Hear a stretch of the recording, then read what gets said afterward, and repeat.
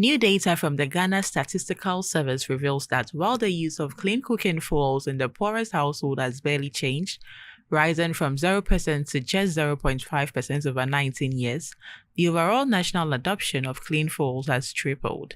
From 7.3% in 2003, the percentage of Ghanaians using cleaner cooking options like LPG, electricity, and biogas surged to 22.5% in 2022.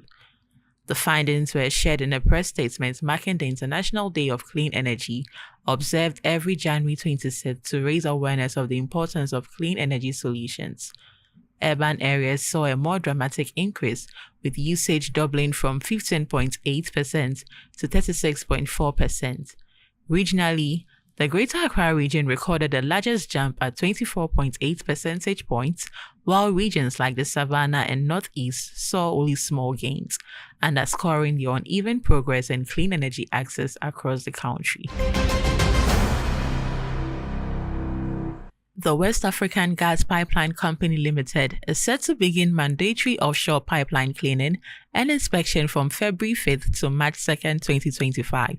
The exercise, known as Pipeline Inspection Gauge, is conducted every 5 years to ensure the pipeline's integrity, enhance safety, and maintain smooth operations in line with regulatory standards. Ahead of the inspection, WAPCo has started installing key equipment, including an effluent management system to support the process. The operation involves clearing the pipeline of debris, dirt, and liquid, inspecting its internal walls, and replacing subsea valves. During this period, gas transportation services will be temporarily suspended as part of the comprehensive maintenance efforts.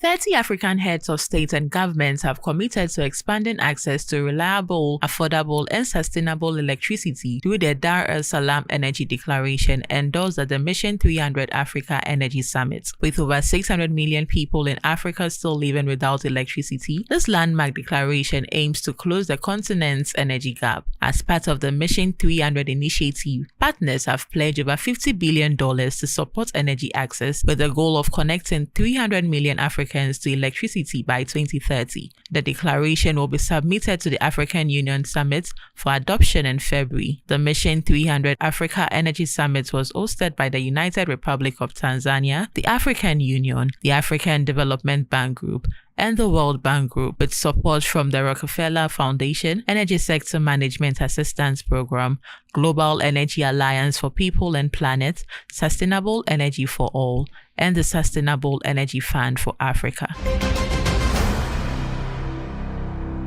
Global investment in the low-carbon energy transition rose by 11% to reach $2.1 trillion in 2024, according to Bloomberg NEF's Energy Transition Investment Trends 2025 report. Electrified transport led a surge with $757 billion spent on electric vehicles, public charging infrastructure, and fuel cell technology. Renewable energy followed closely, attracting $728 billion in investments across wind, solar, and biofuels. Power grids also saw significant funding, reaching $390 billion for transmission lines, substation equipment, and grid digitalization. However, the report highlights a gap between mature sectors like renewable and electric vehicles, which received $1.93 trillion, and emerging clean energy technologies that need greater investment to sustain long-term growth. Energy Ghana, local in focus, global in perspective.